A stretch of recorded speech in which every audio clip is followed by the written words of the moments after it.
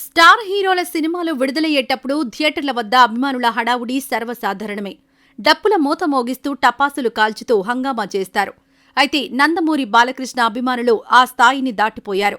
ఏకంగా థియేటర్ వద్ద మేకపోతును బలిచ్చేశారు. సాధారణంగా పండుగలకు, జాతరలకు అమ్మవారి ఆలయాల వద్ద మేకపోతుల్ని బలిస్తుంటారు.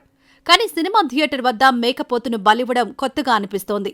అయితే ఒంగోలుతో పాటు రాయలసీమలోని కొన్ని ప్రాంతాల్లో ఇలా చేయడం సర్వసాధారణమేనట. నరసింహ నందమూరి బాలకృష్ణ నటించిన వీరసింహారెడ్డి సినిమా నేడు ప్రేక్షకుల ముందుకొచ్చింది. భారీ అంచనాల నడుమ విడుదలైన ఈ సినిమాకు ప్రేక్షకుల నుంచి మిశ్రమ స్పందన వస్తోంది. అయితే పక్కా మాస్ కమర్షియల్ సినిమాలను ఇష్టపడే ప్రేక్షకులకు ఈ సినిమా నచ్చుతుందని, అభిమానులకైతే పండుగ లాంటి సినిమా అని అంటున్నారు. ఇదిలా ఉంటే వీరసింహారెడ్డి సినిమా విడుదల సందర్భంగా ఏపీలోని చాలా ఏరియాల్లో థియేటర్ల వద్ద పండుగ వాతావరణం కనిపించింది. బాలయ్య అభిమానులు డప్పుల మోతతో, టపాసుల శబ్దాలతో హడావుడి చేశారు. అయితే తిరుపతిలోని ప్రతాప్ థియేటర్ వద్ద బాలకృష్ణ అభిమానులు మేకపోతును బలిచ్చారు. అభిమానుల అరుపులు, కేకల మధ్య మేకపోతును బలిచ్చి బాలయ్యకు దిష్టి తీశారు. సాధారణంగా పండుగలు, జాతరల సమయంలో అమ్మవారి ఆలయాల వద్ద మేకపోతుల్ని బలివ్వడం చూస్తాం.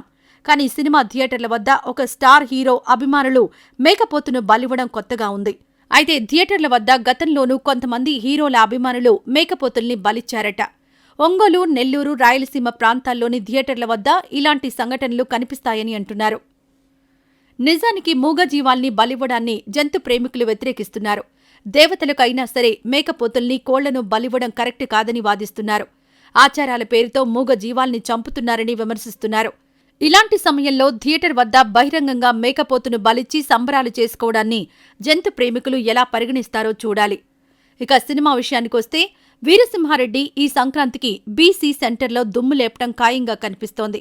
స్వతహాగా బాలయ్య అభిమాని అయిన దర్శకుడు గోపీచంద్ మలినేని నందమూరి అందగాడి అభిమానులకు నచ్చేలా అన్ని మసాలాలు మేళవించి ఈ సినిమాను తెరకెక్కించారట.